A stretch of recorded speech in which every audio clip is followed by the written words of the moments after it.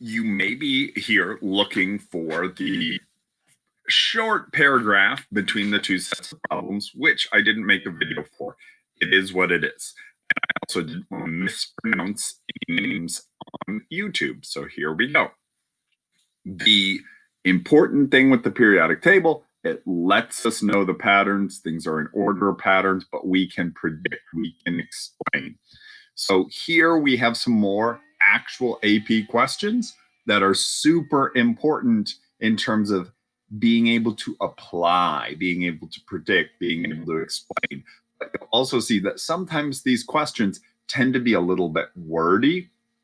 For a few of these, they're multiple choice that I've modified. Some of them are free response that I've modified. When I say actual AP questions, I'm talking about something in that format that has been modified or kind of slightly used differently to know what to expect. So it talks about here the effective nuclear charge in sodium compared to neon. What would most likely cause this difference? Great multiple choice question, also good for free response. So the outermost electrons in sodium is less than neon because of that energy level. That means more shielding.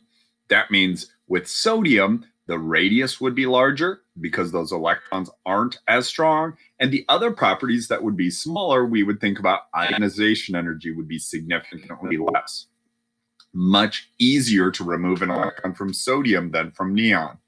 The electronegativity, much less. That's an instance that's a little bit weird because neon in general doesn't have an electronegativity.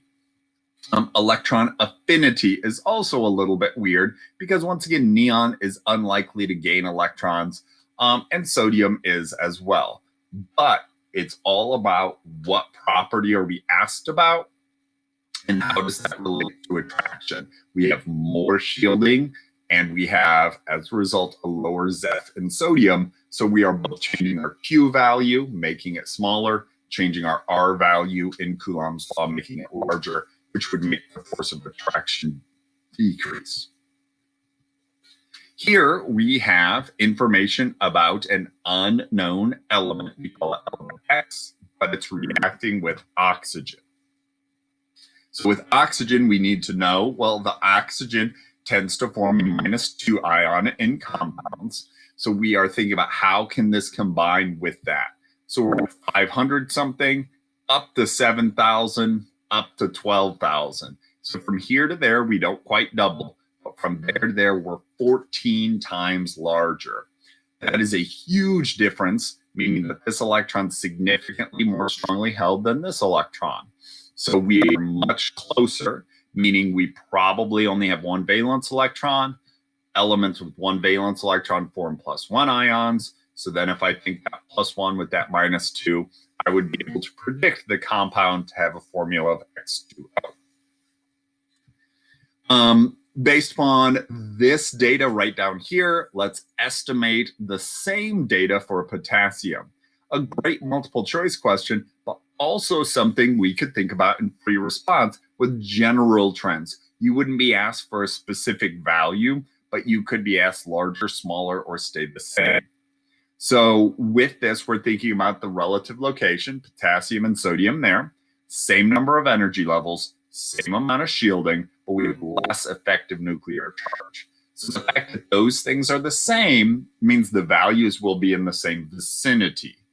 The fact that Zeph is less means that obviously we would change them and we would think about a Zeph of 1 versus a Zeph of 2. How much could that change the values? The outer electrons would have less attraction with less Zeph.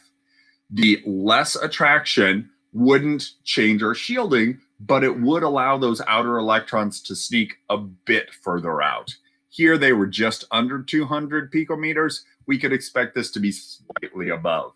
We're not adding extra rings. We're not removing rings. We're not changing levels or sublevels. So that's why I estimated slightly higher, maybe 10% higher, not double or triple.